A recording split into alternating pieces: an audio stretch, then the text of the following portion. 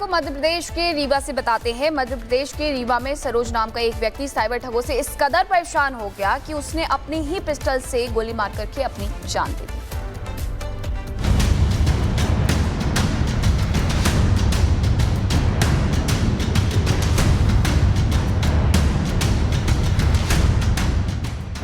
भारत को एक जमाने में सोने की चिड़िया कहा जाता था और भारत की समृद्धि को लूटने के लिए मुगलों से लेकर अंग्रेजों तक ने भारत पर कई बार प्रहार किया। लेकिन अब समय बदल गया है और लुटेरों की लूट का तरीका भी बदल गया है।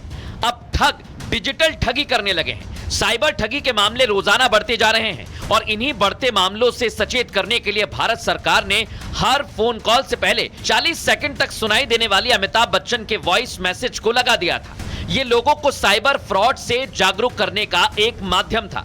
इस मैसेज में अमिताभ बच्चन की आवाज में लोगों को फर्जी कॉल्स, अनजान लिंक्स और ओटीपी शेयर ना करने और इससे जुड़े खतरों के बारे में जानकारी दी जाती थी। लेकिन इसके बावजूद भी ठगी करने वाले अपने काम में लगे हुए हैं। लोग भी सरकार की तमाम कोशिशों के बाद अलर्ट नहीं रह रहे हैं। इसी का नतीजा है कि मध्य प्रदेश के रीवा में साइबर ठगी का शिकार सरोज नाम के एक बुजुर्ग हो गए और साइबर ठगों की ब्लैकमेलिंग से इतना परेशान हो गए कि उन्होंने अपनी ही पिस्टल से खुद की जान ले ली।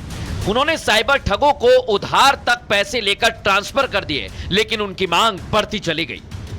2 करोड़ कुछ रुपए आ रहा, तो जो डाला था तो उसने ये बोला कि पहले 500 रुपये डाल दीजिए, 520 रुपये, आपका पैसा नहीं लगेगा। फिर ये 7100 रुपये फिर डालें कल, हमको जानकारी नहीं थी। फिर आज फिर मेरे पास फ़ोन आया कि 5100 रुपये डालना है।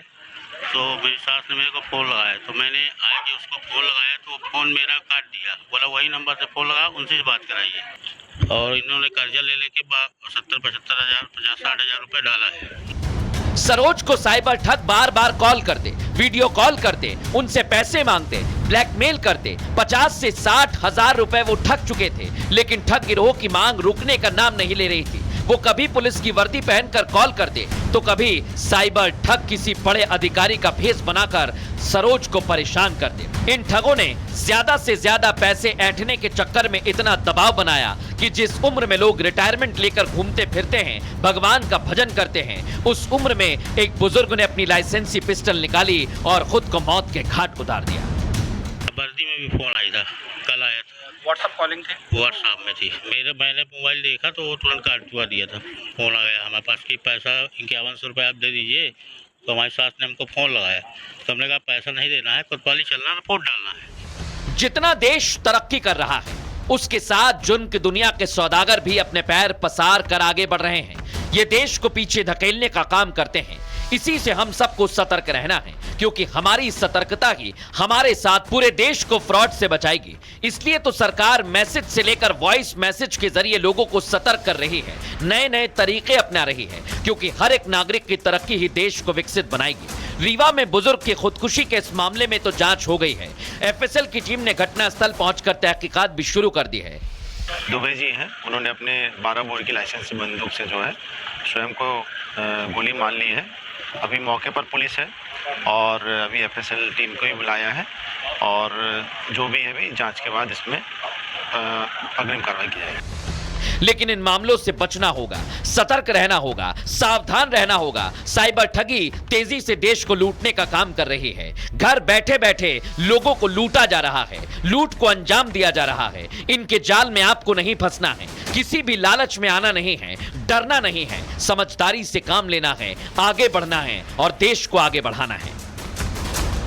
और खबर आपको मध्य प्रदेश के रीवा से बताते हैं। मध्य प्रदेश के रीवा में सरोज नाम का एक व्यक्ति साइबर ठगों से इस कदर परेशान हो गया कि उसने अपनी ही पिस्टल से गोली मार करके अपनी जान दे दी।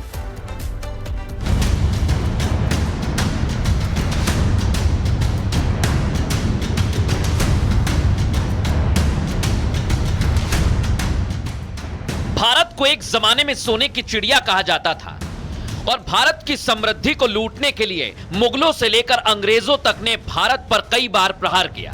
लेकिन अब समय बदल गया है और लुटेरों की लूट का तरीका भी बदल गया है। अब ठग डिजिटल ठगी करने लगे हैं। साइबर ठगी के मामले रोजाना बढ़ते जा रहे हैं और इन्हीं बढ़ते मामलों से सचेत करने के लिए भारत सरकार ने हर फोन कॉल से पहले 40 सेकंड तक सुनाई देने वाली अमिताभ बच्चन के वॉइस मैसेज को लगा दिया था। ये लोगों को साइबर फ्रॉड से जागरूक करने का एक माध्यम था। इस मैसेज में अमिताभ बच्चन की आवाज में लोगों को फर्जी कॉल्स, अनजान लिंक्स और ओटीपी शेयर ना करने और इससे जुड़े खतरों के बारे में जानकारी दी जाती थी।